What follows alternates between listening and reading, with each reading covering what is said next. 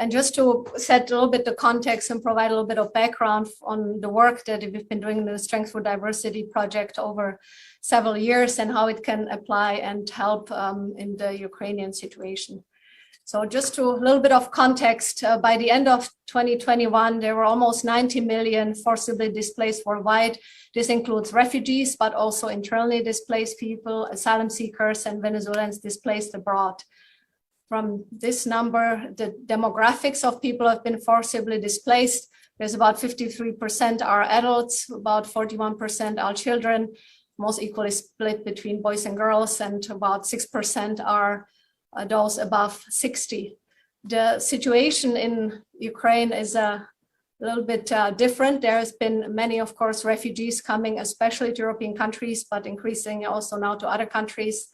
And many countries have been receiving huge absolute numbers of refugees, especially countries such as Poland, Germany, and Czech Republic. But there are many other countries who have had relative numbers and per capita, in comparison capita, have had considerable numbers of refugees coming from Ukraine.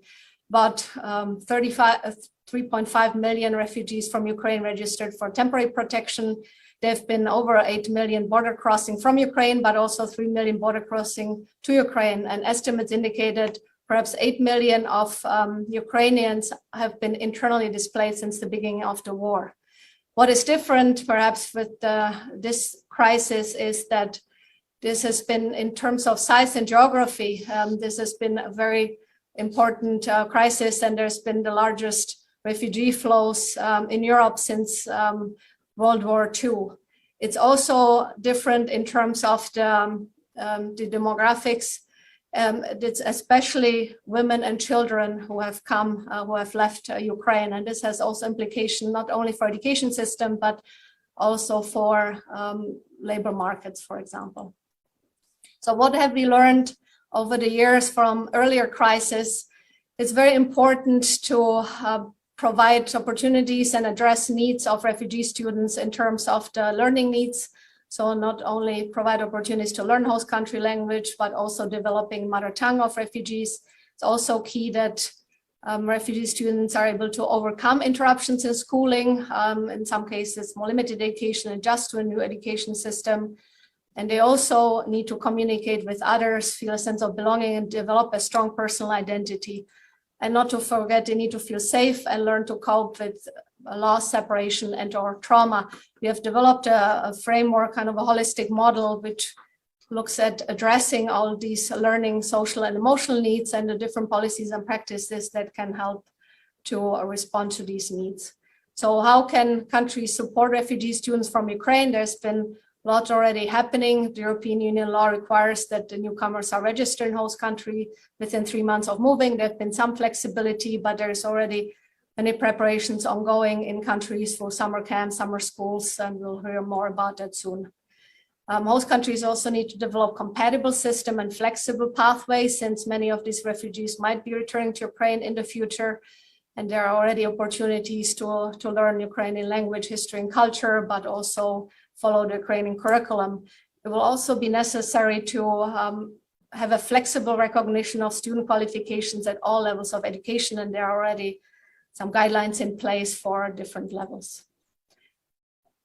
The social emotional needs of refugee students are also very key and need to be addressed, and they might be long lasting. So many countries also providing counseling opportunities, but it's also crucial to provide opportunities for social interactions for students through extracurricular activities or buddy systems. Besides refugee students, another important group are supporting the teachers who are supporting the Ukrainian refugee students, but also engaging Ukrainian refugee teachers. And there's been already many resources for teachers through websites and links of how to welcome students, but also how to talk about the invasion and how to learn basic Ukrainian, work with translation apps, and include language games. And there are also resources through the Interagency Network for Education in Emergencies, which can help teachers work with traumatized students. The Ukrainian refugee teachers, there's also a considerable group in many host countries, and there are already many national measures to employ them. especially at the short and temporary term. We'll hear more about that soon as well. But in the long term, these refugee teachers need to become fluent in the host country language and learn to teach the national curriculum, which will create many challenges. And that brings me to the last point. What are some of the challenges for education system in host countries?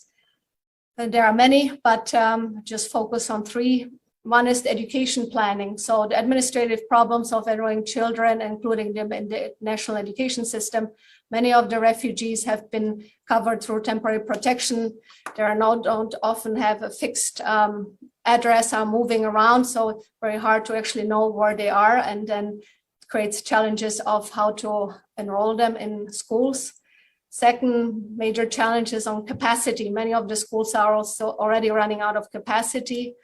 And there are not only capacity issues in terms of spaces in schools, for instance, but also in terms of teachers. There are many countries have teacher shortages, and it's another challenge is to ensure that the teachers are able to support refugee students with their particular needs.